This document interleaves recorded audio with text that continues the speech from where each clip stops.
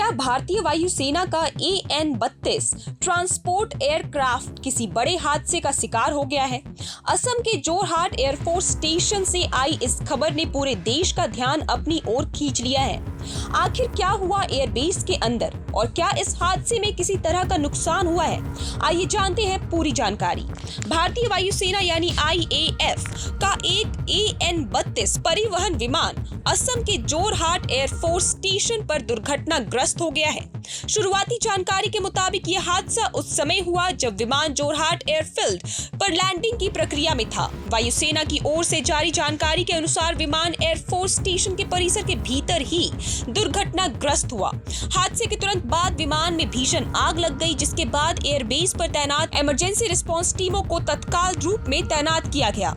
राहत और बचाव दल आग पर काबू पाने और स्थिति को नियंत्रित करने में जुट गए।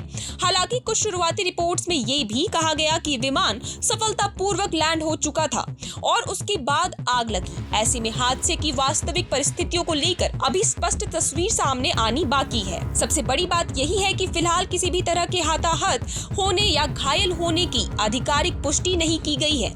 विमान में मौजूद चालक दल और अन्य कर्मियों की स्थिति को लेकर भी विस्तृत जानकारी का इंतजार किया जा रहा है। भारतीय वायुसेना ने इस घटना की पुष्टि करते हुए कहा है कि मामले का बारीकी से आकलन किया जा रहा है और जैसे जैसे नई जानकारियां सामने आएंगी उसे साझा किया जाएगा। साथ ही दुर्घटना के कारणों का पता लगाने के लिए आधिकारिक जांच भी शुरू की गई है। AN-32 भारतीय वायुसेना का एक महत्वपूर्ण ट्रांसपोर्ट एयरक्राफ्ट माना जाता है, जिसका उपयोग सैनिकों, उपकरणों और जरूरी सैन्य सामग्री के परिवहन के लिए किया जाता है।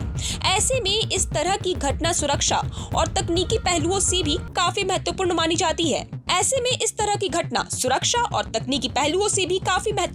जाती है। फिलहाल सभी की नजरें वायुसेना की आधिकारिक जांच रिपोर्ट और अगले अपडेट पर टिकी हुई है। जैसे ही इस हादसे से जुड़ी कोई नई और पुष्ट जानकारी सामने आएगी, हम आपको सबसे पहले अपडेट देंगे। इस खबर पर आपकी क्या राय है, हमें कमेंट सेक्शन में जरूर बताएं और ऐसी अपडेट्स के जुड़े रहे हमारे साथ। आप देख रहे हैं प्रभात खबर।